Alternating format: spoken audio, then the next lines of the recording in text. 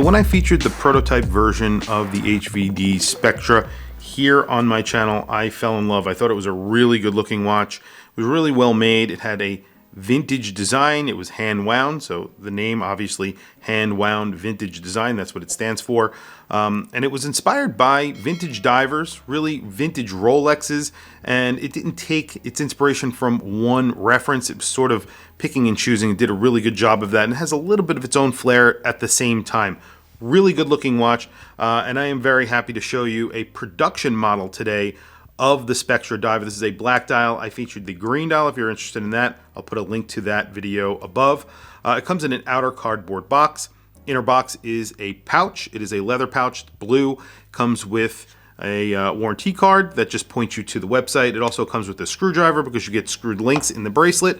Inside of the pouch is sort of a microfiber cloth, and here is the watch. So each one of the dials on these Spectre divers are hand distressed, so no one is alike, and they are sort of a fume dial. You have these sort of distressed features to the dial. Looks really good, and that's kind of one of the things that I really loved about this dive watch. It also, that prototype had a screwed-in crown. They actually did away with that screwed-in crown and they put in a non-screwed-in crown, and they're getting still 200 meters of water resistance. They do that with gaskets. There are a few brands who do that, and they are one of them, so that's pretty cool.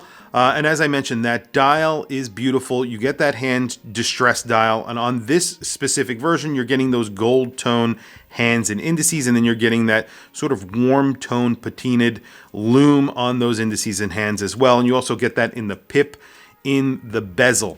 On here, you're getting a domed boxed acrylic crystal in keeping with that vintage design, which I really like. You get a giant crown with no crown guards. Again, that vintage design. And then, of course, you're getting a hand wound movement. It is a Sellita SW210. It does hack. It hand winds, obviously. And then, of course, there is no ghost date position because there is no date. You get a screwed-in case back, and as I mentioned, 200 meters of water resistance. You're getting a milled clasp.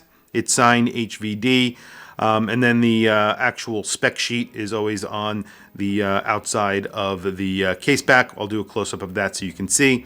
The case itself is sort of vintage designed. Again, it's sort of modern at the same time. You're getting a very thick line of polish on the bottom, a very thick line of polish on the top. There's brushing down the center. You have drilled lugs for easy change of the bracelet to a strap or whatever. And then, of course, you're getting screwed links, as I mentioned. Milled clasp is signed. You have 3 positions of micro adjust. They probably could have put a 4th in here. That would have made sense. It's a nice buckle, and I like it. It actually looks more vintage than your typical sort of micro brand buckle. I think they did a really good job, and it's a high quality. You have sort of faux rivets on the bracelet. Either you love that or you hate it, but I do love that they have a female end link here, and the female end link, you can see this goes straight down. It literally will wear actually the exact same size, maybe even smaller lug to lug on the bracelet than a strap, which is pretty incredible. So they've really done a very good design with that. And like I said, the rivets just run down the side. It is polished on the sides, and then you have sort of that hairline sort of polish that looks like the rivets on the side of the bracelet. Everything else is brushed. You have that carrying over into the end link. Now, that's something that some people may not like, some people will like. The top of the case is brushed, and then you do get that sort of very thick edge of polish that shows from the top of the watch as well. So really nice character, the case. I really like it. Then you have a polished bezel, and let's listen to that.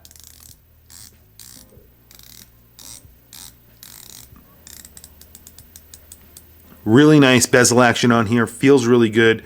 You know, the owners of this brand are also the owners of RZE, if you are familiar with them. They make titanium watches, very modern watches. This is obviously not a modern looking watch. So I guess they wanted to do something a little bit more vintage inspired, and I think it really does hit the nail on the head for a vintage design. It really does work well. Let's do quick measurements And then we'll do a Loom Shot as well. I'll throw it on my wrist and we'll talk about price. It's 40 millimeters spot on, basically 39.9 millimeters.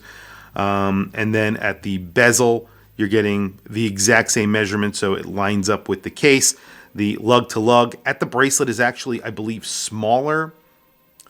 So it's 48.1, and then at the actual case itself, 48.1. So it's exactly the same. Very nice. And then you have a big crown, 7.3, that is signed HVD. Then the measurement on here, you get a display case back, 13 millimeters thick. And they did that with, like I said, no screwed in crown. So you don't have to unscrew the crown and screw in the crown every time you want to wind the watch. You could just wind the watch.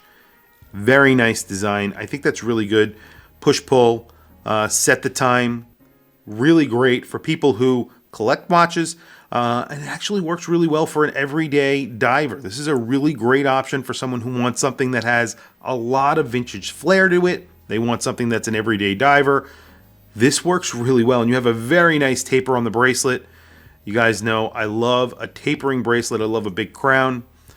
For me, this is really a great design. And then a thin bezel. I really like that as well. Some people are going to not like that acrylic crystal. I like the acrylic crystal. I prefer it over a mineral crystal. At this price, you definitely should be getting a sapphire crystal or a acrylic crystal, in my opinion. And I always prefer a sapphire, but I don't mind the acrylic crystal on this watch, especially since it's a vintage design and it's sort of inspired that way. It's very easy to buff out and works really well. For me, it works fine. Very quickly, let me throw it on my wrist, and then we will do a Loom Shot. We'll talk about price as well. Today, I'm wearing a pretty incredible watch. This is a Grand Seiko. It is a chronograph, GMT, power reserve. You have a bezel here that has sapphire in it. I mean, this is really one of the top-of-the-line movements from Grand Seiko. It's one of their most complicated movements that they make. This is all titanium. It has an H-link bracelet. Review for this coming very soon to the channel. What an incredible watch. I'm really impressed by it. And there's the movement. It's a $13,000 watch as well. So this is a very expensive watch. So speaking of price, this watch is $579 in the basic package that it comes in. So on a bracelet, and with that distressed dial, 200 meters of water resistance, with the nice packaging that it comes in, $579. I think when they first launched these, they were around $500, which is an incredible price. So they raised the price just a little bit, but I still think it's an incredible value for what you're getting. It's obviously inspired by vintage Rolex. You get that taper to the bracelet, that vintage style buckle, the domed acrylic crystal, that vintage style dial. Everything here really hits the nail on the head for me. I think it's a great looking watch. 40 millimeters on my 7.5 inch wrist, 13 millimeters thick, including that domed acrylic crystal. Just fits really nicely. It's a very comfortable watch. And it's also hand wound. You have that Sleet SW210 inside. It's not a bad watch. It's not a bad movement, to look at. And you do get a display case back. So pretty cool. Pretty cool watch. Very quickly, let's do a Loom Shot and then wrap up the video. Well, there you go. Loom is very good on here. It's very liberally applied to the hands and indices. You have a pip at the 12 o'clock on the bezel for orientation.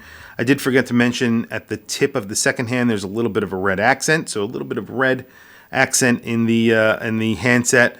Nice. I really like the handset. I like the color that they use, the gold tones for the indices and hands, the color of the loom, the warm patina that they used. I like it. I think the overall design here is excellent. And I think they really executed it well. They used really good materials.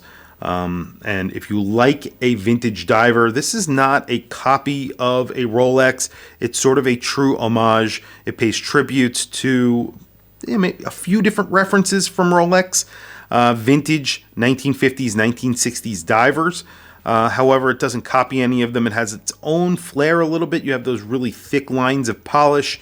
Overall, a great design. I really like it. I think it's really very well done. Tell me what you guys think in the comments below. What do you think of this watch? Sort of a modern design, but a vintage design at the same time. So you have that vintage look with modern components. I like it. Tell me what you guys think in the comments below. I want to hear from you guys. Please also don't forget to like, subscribe, hit that bell icon. It is super helpful for the channel.